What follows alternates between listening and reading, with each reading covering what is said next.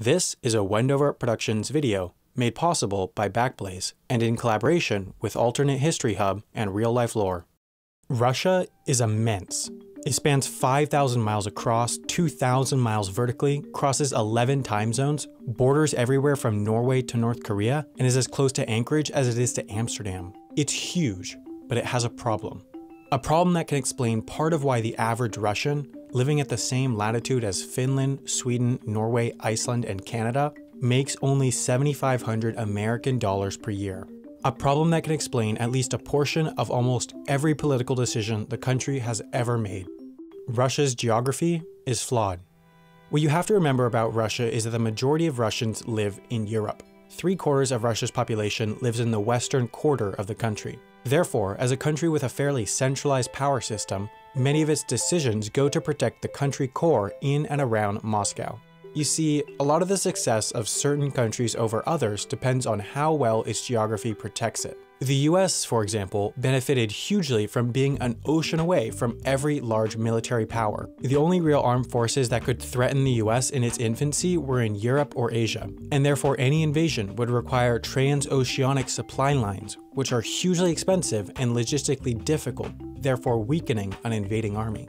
On the European continent, France has a similar situation. Their northwestern border is protected by the English Channel, their western border by the Atlantic Ocean, their southern border by the Pyrenees Mountains and the Mediterranean Ocean, their southeastern by the Alps Mountains, and their northeastern by the Rhine River. The eastern half of their northern border is, however, largely unprotected geographically, a flaw Germany exploited in both World War I and World War II by invading through Belgium and Luxembourg. But the protection still did concentrate attacks into a choke point and kept it significantly more protected than other European countries. Now, with all this territory, Russia, or at least Moscow, had some serious protection. Siberia is large enough that no army could invade through it and make it to Moscow. The supply lines would have to be thousands of miles long through inhospitable conditions. Not only that, but the army with a 1,000 or 2,000 mile long supply line would then have to make it over the Ural Mountains to get to Moscow. Attacking from the south or west would also take an army either across water or through mountains. By the time the 19th century rolled in, Russia had truly become an unconquerable power. Countries could and can take over portions of Russia, but there is no conceivable way that a single country could fully occupy and conquer Russia. To occupy a territory of that size, a country would need an estimated 13 million trained ground troops, more than the 17 largest militaries combined. However, despite its defenses, Russia has never developed economically to the same level as some of its neighbors. Its GDP per capita is right around that of Mauritius, Grenada, and Turkey. And this, once again, can be at least partially attributed to geography. Historically, naval power equaled power. The two were synonymous. There was no better way for countries to project their power and grow their economy than to have a powerful navy and merchant fleet. Many of the most powerful countries today, the United Kingdom, Japan, and China, for example, were ones that once had the most powerful navies in the world. There's a reason that none of the 18 largest economies in the world are landlocked countries. Up until the last century, maritime shipping was the fastest way to get goods and people across the world, and it's still the cheapest way to ship goods long distance. Having good water access allows countries to trade with the world. But Russia, despite its 23,000 miles of coastline, has no significant warm water ice-free ports with direct access to an ocean. Alaska does, Canada does, Iceland does, Norway does, and Sweden too. But Russia is fundamentally limited in its maritime power because it has no easy way to access the world's oceans year-round. The port of Novorossiysk is ice-free, but its throughput is limited by the depth and size of the port. St. Petersburg also has an important port, but it freezes for many months of the year.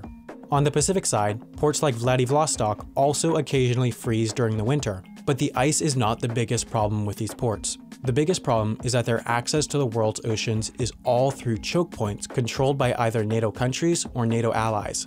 To get to the ocean from Novorossiysk, you need to pass through the Bosphorus Strait, which is controlled by Turkey, a NATO country. To get to the ocean from St. Petersburg, you need to pass through the Danish Straits, controlled by Denmark, also a NATO country. And to get to the ocean from Vladivostok and many of the other Pacific ports, you need to pass through the Sea of Japan, which is controlled by Japan, a close ally of NATO. If Russia ever decided to attack a NATO country or ally, their access to the world's oceans would be restricted by these NATO countries, because the NATO treaty includes a mutual defense pact. If one country is attacked, all respond.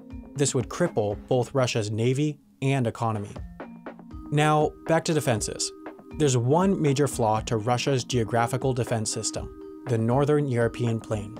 Whereas every other border has a geographical defense preventing easy invasion from a foreign army, this completely flat plain just acts as a funnel, easily bringing an army from Western Europe right up to Moscow. While a large part of the Soviet Union's motive to expand into Eastern Europe was to spread the socialist revolution, Stalin still believed that he needed to create a zone of buffer states in order to defend against the threat of the USA and its allies in Western Europe. With his influence over all of Eastern Europe, the USSR had both manpower and political power to keep the West far from Moscow.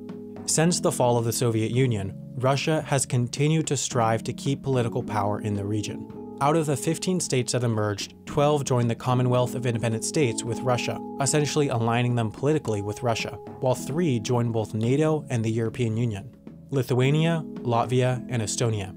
That means that, on paper, Russia still has a strong political buffer between it and Western Europe. The Russian exclave of Kaliningrad and the countries of Belarus and Ukraine covered almost all of the Northern European plain. Not only that, but Russia used its influence in Ukraine to sign a long-term lease on the warm water port of Sevastopol, which greatly expanded the naval capabilities of Russia's Black Sea Fleet.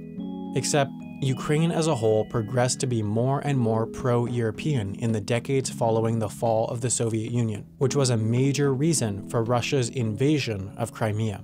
While on the surface Putin might have claimed Russia's invasion was to save the Russians of the area from the increasingly westernizing country, the annexation of Crimea was in reality a strategic imperative to keep the warm water port of Sevastopol. A Ukraine that was friendlier to the West likely would have ended Russia's lease on the port, so in Putin's mind, he needed to invade Crimea in order to prevent a crippling blow to Russia's ocean access.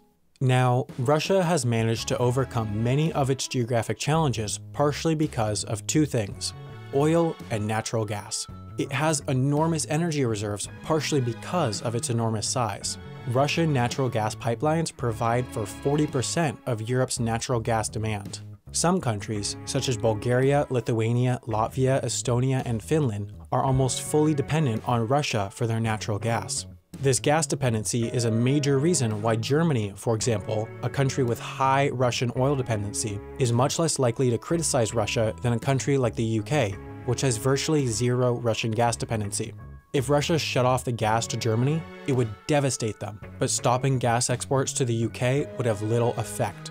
The US has attempted to reduce Russian influence in Europe by exporting liquefied natural gas across the Atlantic. It costs more, but it allows Western European countries to buy their energy from their American ally.